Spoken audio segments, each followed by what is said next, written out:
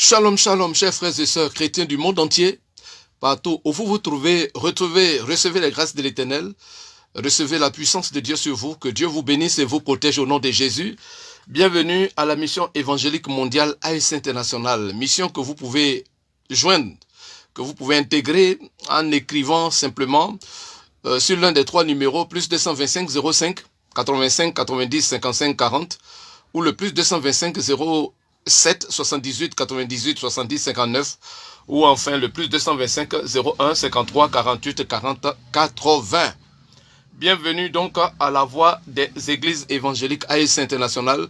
Je suis le révérend Jean-Israël Céleste et je suis heureux par la grâce du Seigneur de vous retrouver autour d'un thème: les raisons profondes pour lesquelles nous devons donner notre vie à Jésus-Christ de Nazareth. Amen, amen.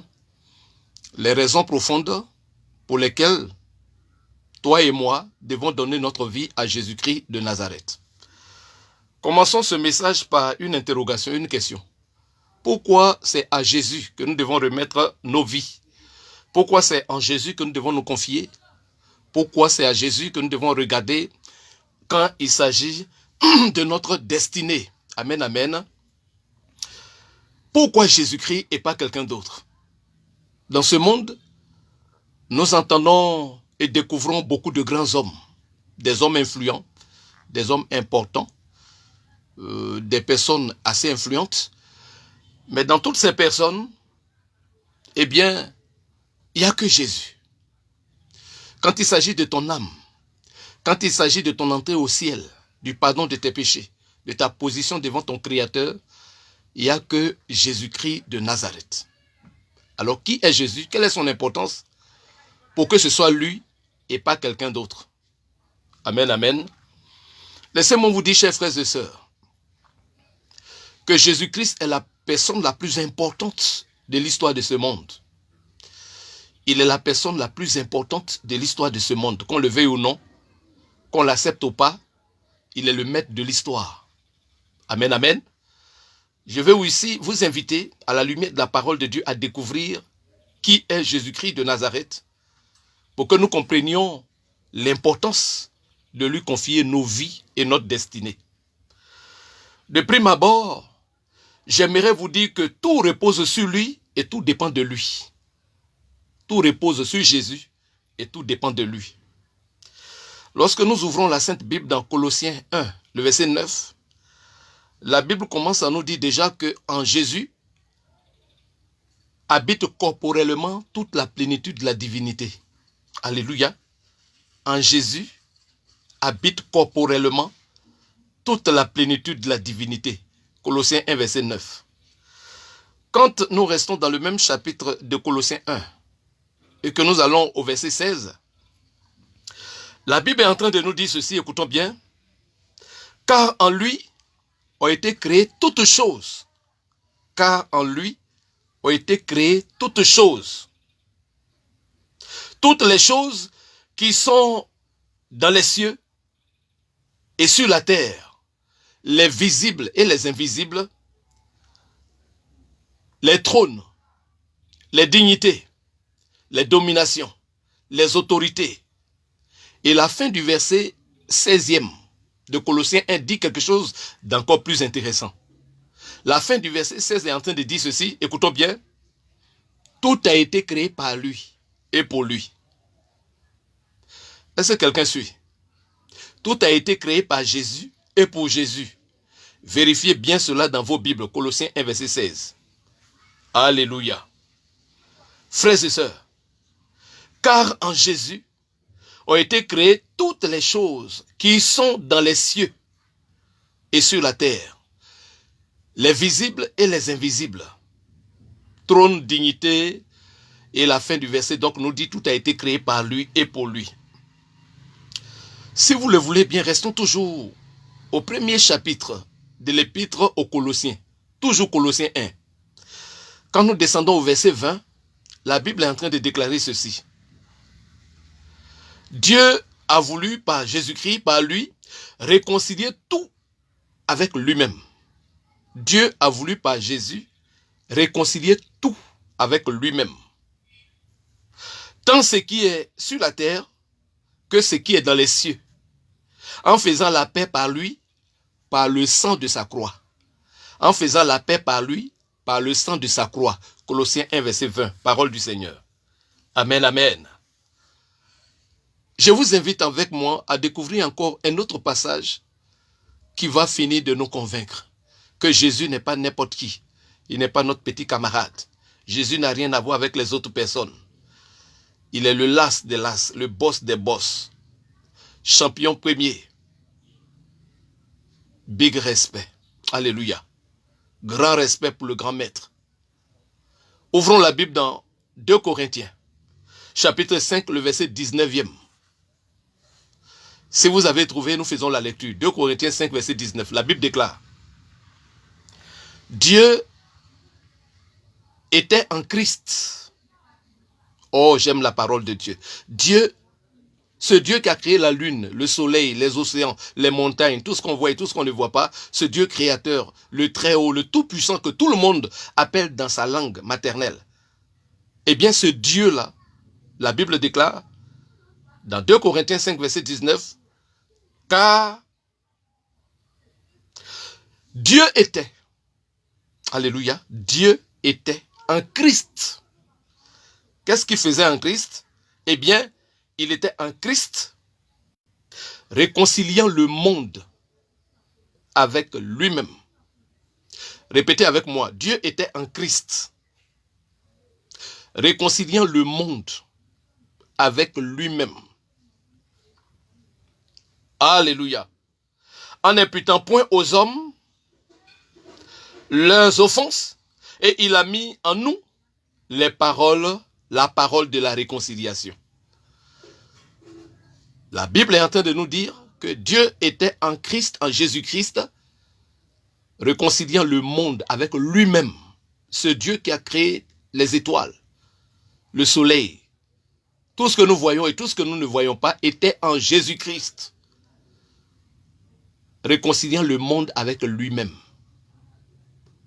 Est-ce que quelqu'un est en train de comprendre que Jésus n'est pas notre petit camarade? Que Jésus-Christ n'a rien à voir avec les grands hommes de ce monde?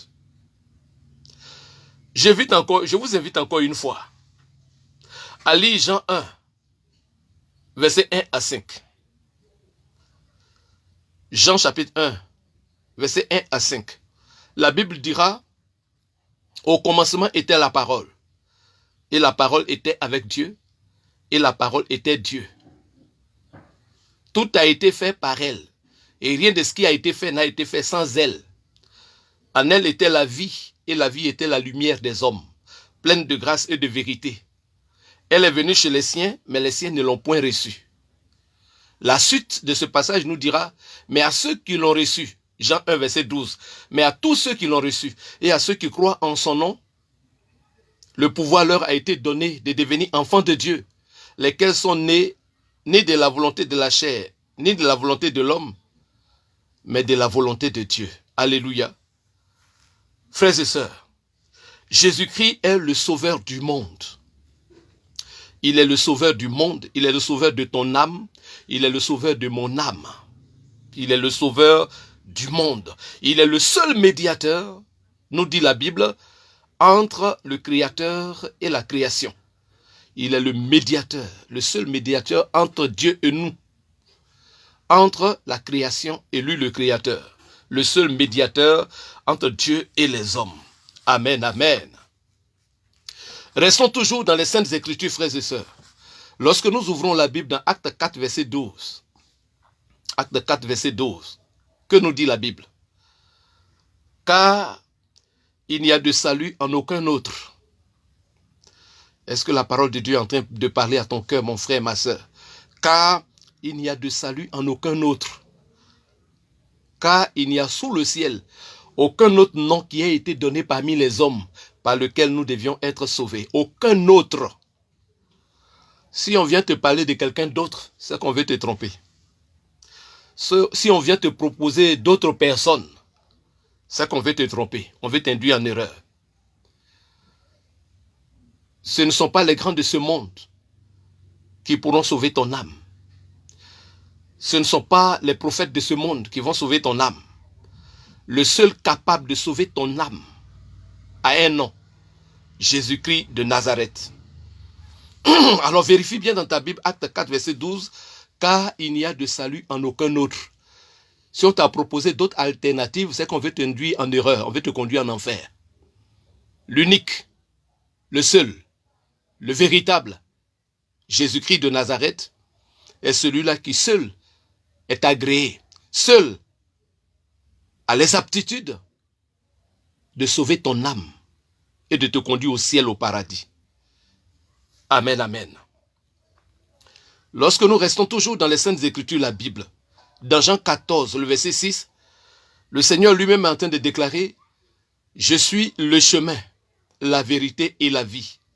Nul ne vient au Père que par moi.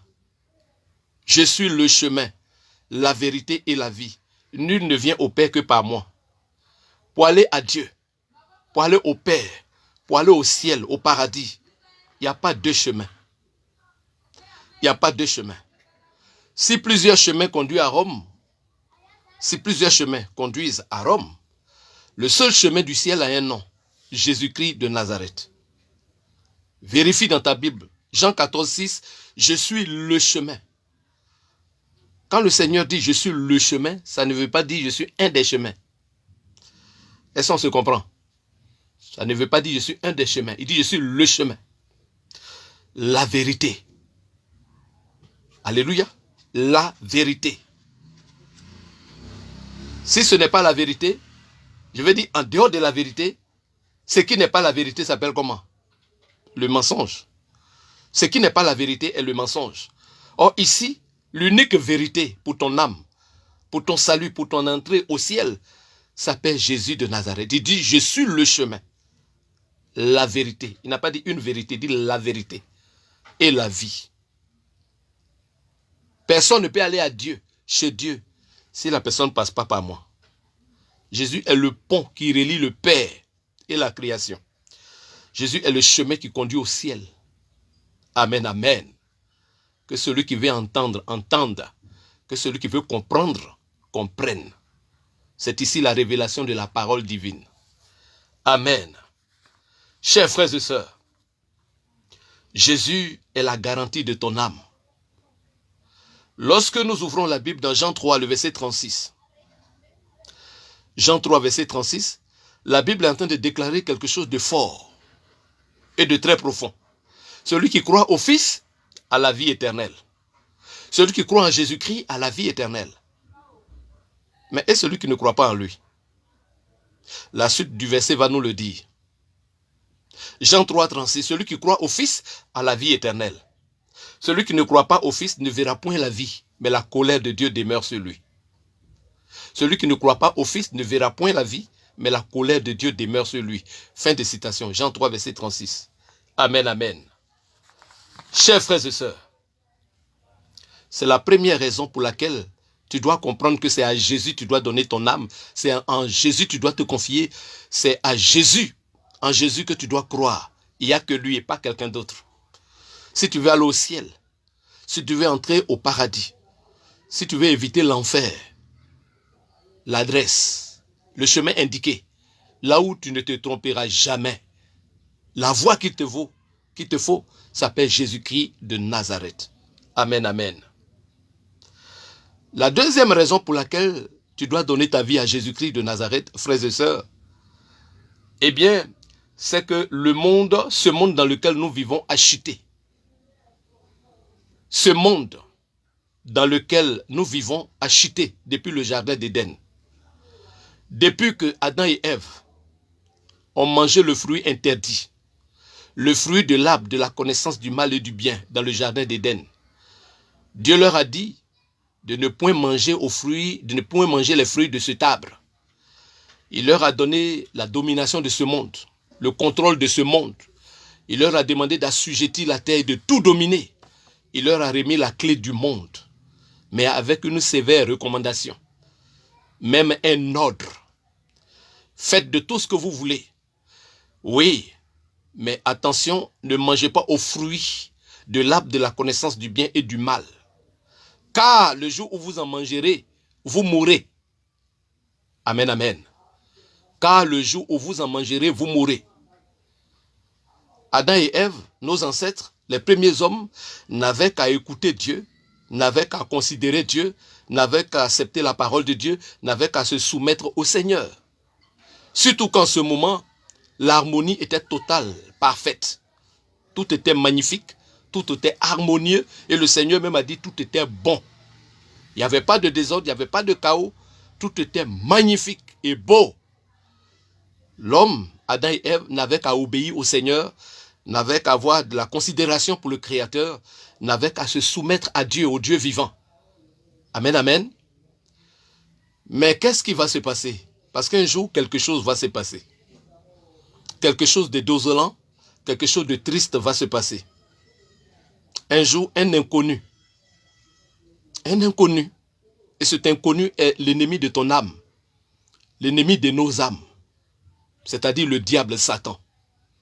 Il va prendre la forme humaine, la forme d'un animal, il va prendre la forme du serpent, il va venir dans le jardin.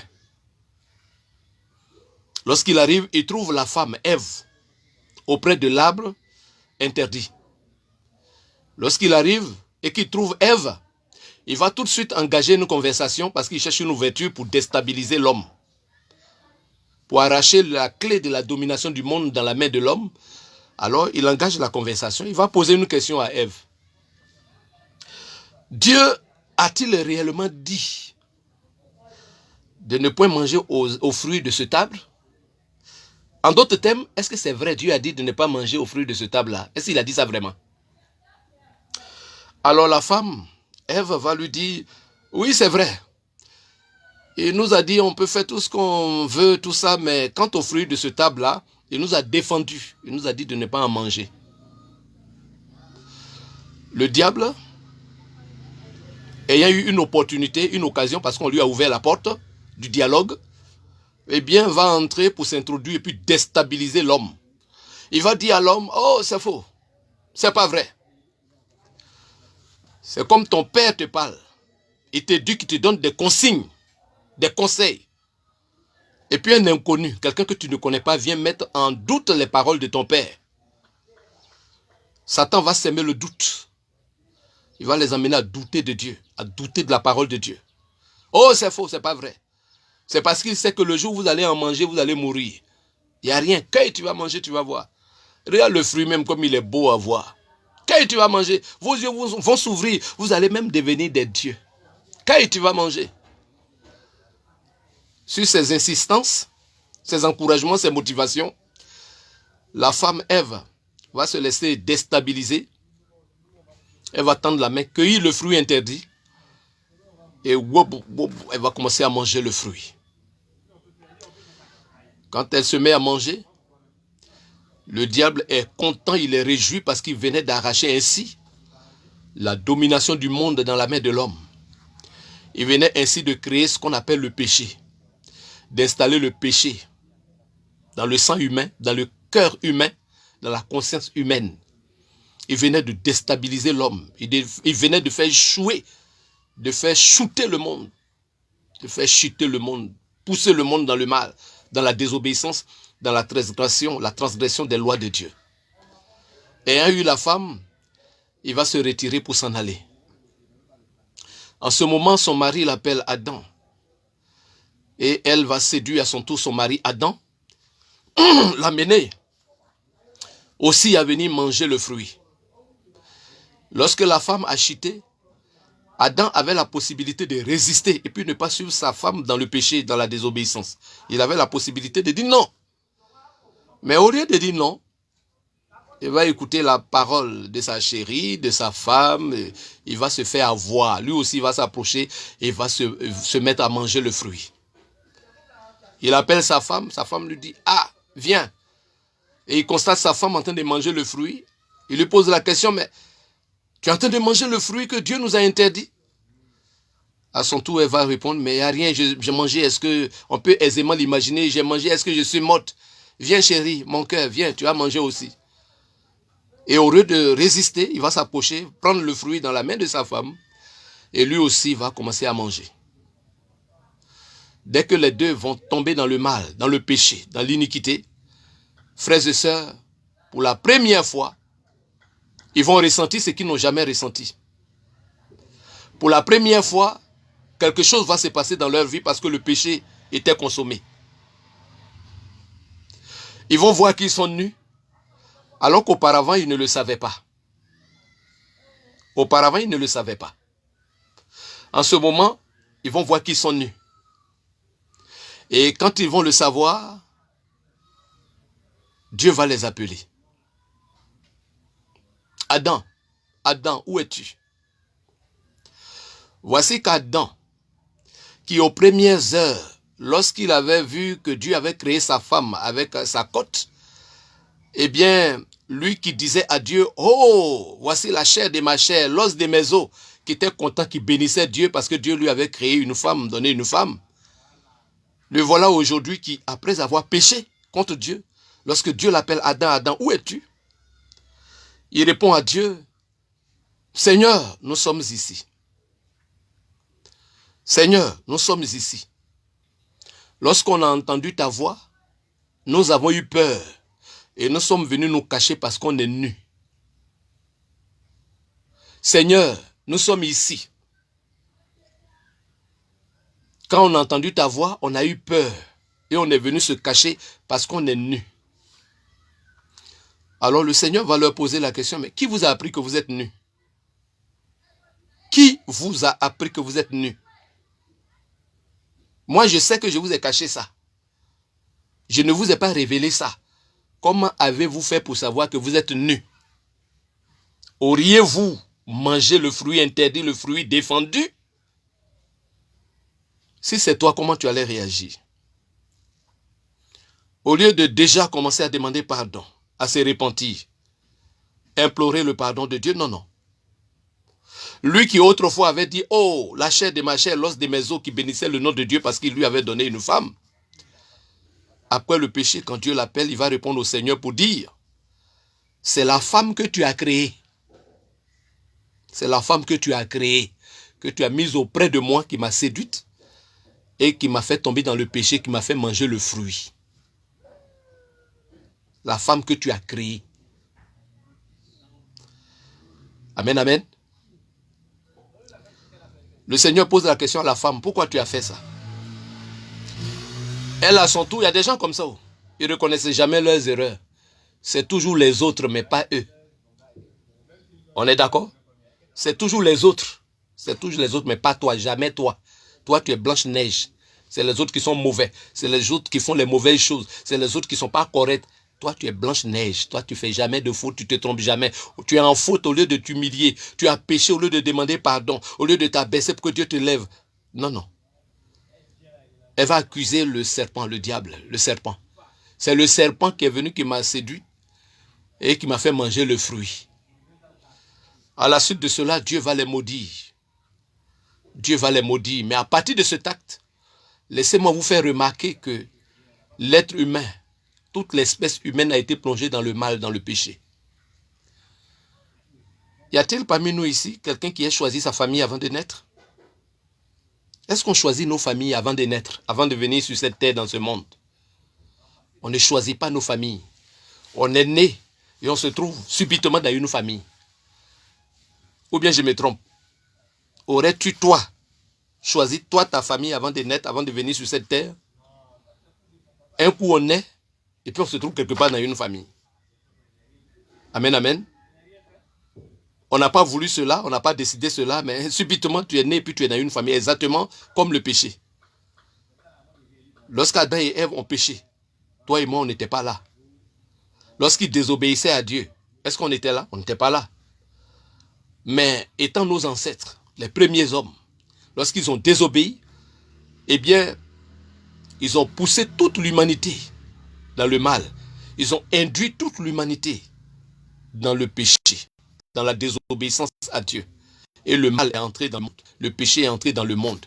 Et nous avions besoin d'un sauveur. Quand on parle que nous sommes des pécheurs et que nous avons besoin d'un sauveur, beaucoup n'arrivent pas à bien comprendre jusque-là. Est-ce que tu sais pourquoi tu es un pécheur et pourquoi tu as besoin d'un sauveur, pourquoi tu as besoin de Jésus? Est-ce que tu le sais? Par l'Esprit de Dieu, laisse-moi t'accorder la révélation. Tu es pécheur et tu as besoin de Jésus premièrement à cause de l'héritage, d'Adam et Ève qui nous ont légué à l'humanité. Toi aussi, tu es un être humain. Tu es né dans le péché, dans le mal. Le sang étant corrompu, l'espèce humaine étant corrompue depuis le jardin d'Éden, nous sommes tous nés dans le mal. Donc tu es pécheur et tu as besoin de Jésus. Tu as besoin d'un sauveur. Premièrement, à cause de l'héritage de péché d'Adam et Ève qu'ils ont légué à l'humanité. Triste héritage, n'est-ce pas? Tu ne veux pas, tu es pécheur, tu es né dans le péché. Deuxième raison pour laquelle tu es pécheur et tu as besoin de sauveur, de Jésus-Christ, c'est que chacun de nous vient d'une famille. C'est à cause des péchés de notre lignée. Nos parents ont commis des péchés énormes. De là d'où nous venons, nos parents ont adoré des coups d'eau, des arbres, des fétiches. Ils ont consulté des mystiques, des marabouts, ont consulté pas mal de choses, ont tissé des alliances terribles avec des montagnes, avec les esprits des eaux. Ils ont commis des péchés énormes devant le Créateur. Et nous sommes sortis de ces familles. Nous sommes nés dans ces familles. Voilà la deuxième raison pour laquelle tu es un pécheur et tu as besoin d'un sauveur. À cause de l'héritage d'Adam et Ève, à cause des péchés de ta famille dans laquelle tu es né. Et troisièmement, tu es pécheur et tu as besoin de sauveur, de Jésus-Christ, à cause de tes propres péchés. Toi-même, tes propres péchés. Depuis ta naissance jusqu'à ce jour, dis-moi, tu n'as jamais menti? Tu n'as jamais été orgueilleux? Tu ne t'es jamais mis en colère? Tu n'as jamais fait de fausses choses? Le faux qui est en toi n'a-t-il pas pris très souvent le dessus sur ta vie? Bien-aimé, à cause de tes propres péchés que tu as pris pour augmenter, compléter les péchés d'Adam et Ève, les péchés de ta famille, eh bien, de ce fait, nous sommes des pécheurs et nous sommes condamnables. Nous sommes des pécheurs et nous sommes condamnables devant Dieu. Dieu a dit, le jour où vous allez désobéir, vous allez pécher, vous allez mourir. À cause du péché, nous devons subir la même punition, la même condamnation que le diable et les démons. À cause du péché, il y a eu l'enfer. Dieu a créé l'enfer pour le diable et pour ses démons. Mais tous ceux qui vont tourner le dos à la grâce de Dieu, à la parole de Dieu, tous ceux qui vont refuser Jésus-Christ de Nazareth, devront subir la même punition, la même condamnation. Ils devront être jetés en enfer. Mourir sur la terre et être jetés dans le feu, en enfer. Tel est le sort de l'homme. Voilà pourquoi nous avons besoin de Jésus-Christ de Nazareth, mes frères et sœurs. La Bible déclare, dans Romains 3, verset 23, « Car tous ont péché et sont privés de la gloire de Dieu. » Car tous ont péché et sont privés de la gloire de Dieu. Romains 3, verset 23. Romains 6, verset 23 dit, « Car le salaire du péché, c'est la mort. Car le salaire du péché, c'est la mort. Mais le don gratuit de Dieu, c'est la vie éternelle en Jésus-Christ, notre Seigneur. » Voici les raisons pour lesquelles nous avons besoin d'un sauveur. Nous avons besoin de donner nos vies à Jésus de Nazareth. L'autre raison pour laquelle nous devons nous donner au Seigneur, c'est que le diable, ses démons sont partout dans le monde. Ils combattent contre Christ, ils combattent contre les enfants de Dieu. Ils sont dans le monde. Le Seigneur Jésus les a rencontrés. Il a rencontré des personnes qui étaient possédées par des démons. Une femme qui était possédée par un démon et qui était courbée pendant 18 ans. Elle était prisonnière de ce démon. Et vous pouvez voir cela, bien aimé, dans la parole de Dieu en Luc 13. Amen, amen. Lorsque vous ouvrez la Bible en Luc 13, la Bible parle de cela, verset 10 au verset 18. Également, lorsque vous ouvrez la Bible dans Marc 9, verset 14 à 29, Luc 8, verset 26 à 39, vous voyez des personnes qui étaient possédées par les démons. Le Seigneur les a chassés à libérer des vies. Aujourd'hui, ces démons sont encore là. Ils sont encore là. Et dans 1 Jean 5, verset 19, la Bible déclare que nous savons que nous sommes de Dieu et que le monde entier est sous la puissance du malin. Le monde entier est sous la puissance du malin. Le diable est partout dans le monde pour faire des ravages. La Bible dit qu'il est venu pour dérober, pour égorger et pour détruire. Son objectif, c'est de t'écarter du chemin de Dieu. C'est pour t'amener à ignorer Dieu, à ne pas aimer la prière, à détester Jésus, à ne pas te convertir pour être sauvé. C'est ça son objectif, t'écarter du chemin de Dieu afin que tu reçoives la même punition que lui et que tu sois jeté en enfer. Amen. Comment comprenez-vous que quelqu'un soit malade? Il ne se sent pas bien, il est malade. Ses parents le conduisent à l'hôpital. Une fois arrivé, on lui fait passer des examens pour sa santé et que l'hôpital donne ce diagnostic pour lui dire qu'il est, n'est-ce pas, il est normal, que tout est normal, qu'il n'a rien, alors qu'il sait qu'il est malade, que ça ne va pas, il est sur le point de mourir. Comment interprétez-vous, comment expliquez-vous cela? Par l'action des démons, du diable, on parle de mort prématurée, on parle de maladies mystiques, on parle d'accidents, des choses bizarres et étranges qu'on n'arrive pas à expliquer, parce que le diable et ses démons sont en action, en activité dans le monde. Tu as besoin de te donner à Jésus, parce que si tu ne le fais pas, tu mets ton âme en danger. Si tu ne te convertis pas, tu ne te remets pas au Seigneur, tu ne te convertis pas à Jésus pour être sauvé, tu te mets en danger. Et si tu meurs en tant que païen, tu iras en enfer pour aller payer pour tes péchés. Bien-aimé, il est important de donner sa vie à Dieu. Autre raison pour laquelle tu dois te donner au Seigneur, c'est que l'homme est victime de la méchanceté de ses semblables. L'être humain est profondément méchant. L'être humain peut être un ange par son comportement, comme il peut être un pire démon par son comportement. Il est souvent victime de la méchanceté de ses semblables. Autre raison pour laquelle tu dois te convertir, donner ta vie à Jésus, mon frère, ma soeur, c'est que nous sommes des étrangers et des voyageurs sur la terre. Chaque jour,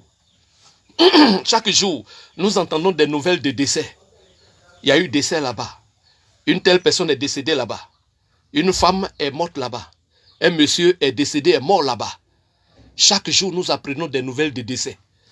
Dans les hôpitaux, dans les maternités, de même que nous assistons à des naissances de bébés, à des accouchements, de même, chaque jour, dans le monde, c'est des milliers de gens qui quittent notre terre, qui rentrent dans l'au-delà et qui vont au rendez-vous de Dieu. La Bible dit qu'il est réservé à l'homme de mourir une seule fois, après quoi vient le jugement. Si tu n'acceptes pas le Seigneur Jésus, pour que tu reçoives le pardon de tes péchés, pour que tu sois sauvé, et que tu ailles au ciel, au paradis, et que tu meurs en tant que païen, et que tu mènes une vie dans laquelle Dieu n'existe pas.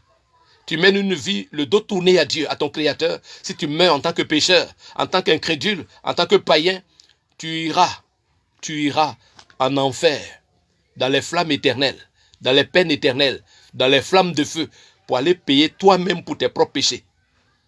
Tu iras dans le feu pour aller payer pour tes propres péchés, en enfer pour payer pour tes péchés. Tous ceux qui ont accepté le Seigneur ont reçu le pardon et la grâce de Dieu. Ils ont été pardonnés par le Seigneur. Ils ont été réconciliés avec Dieu.